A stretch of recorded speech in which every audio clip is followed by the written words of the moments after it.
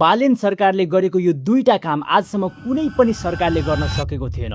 त्योभन्दा पहिला बालेन सरकार अहिले फर्म भएको ठ्याक्कै 1 महिना भएको छ साथीहरू। र त्यसको लागि बालेन र सिङ्गो रासोपालाई बधाई दिन चाहन्छु, किनभने नेपालमा अहिलेसम्म यस्तो पावरफुल गभर्नमेन्ट फर्म भएको थिएन। कुनै पनि सरकार आएपछि सरकार एक आपसमा गठबन्धन गर्न बिजी हुन्थ्यो, किनकि उनीहरूसँग कोहीसँग पनि बहुमत हुन्थेन।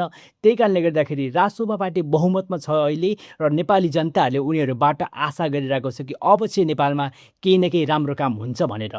र कुनै पनि पार्टीले गर्न नसकेको दुईटा काममा सबैभन्दा पहिलो काम छ सुकुम्बासीलाई व्यवस्थित गर्ने काम। आजसम्म कुनै पनि सरकारले यो विषयमा छुन सकेको थिएन, किनकि यो विषय एकदमै पोलिटिकल विषय थियो, जहाँ सुकुम्बासीलाई फर्म गर्न सक्ने स्थिति थिएन। तर बालेन सरकार आएपछि बालेन सरकारले सुकुम्बासीलाई राम्रोसँग त्यहाँबाट हटाउन सफल भएको छ। र अब हामी यो पनि आशा गर्छौँ कि त्यो सबै रियल सुकुम्बासीहरूलाई राम्रो ठाउँमा लगेर उनीहरूको बसोबास गराउने जिम्मा सरकारले लिनेछ भनेर। र सेकेन्ड राम्रो काम भनेको पूर्व प्रधानमन्त्री केपी शर्मा ओली र रमेश लेखकलाई जेलमा हाल्नु। किनभने नेपालको इतिहासमा साथीहरू अहिलेसम्म कुनै पनि प्राइम मिनिस्टर, कुनै पनि गृहमन्त्रीलाई जेल भएको अनुभवै छैन।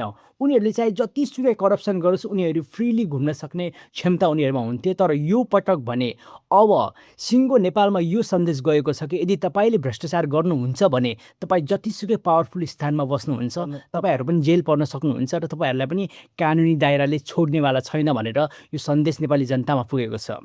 यो सबै विषयहरूलाई लिएर तपाईँहरू के सोच्नुहुन्छ साथीहरू? तल फटाफट कमेन्ट गरेर भन्नुहोला र फलो गर्नुहोला च्यानललाई।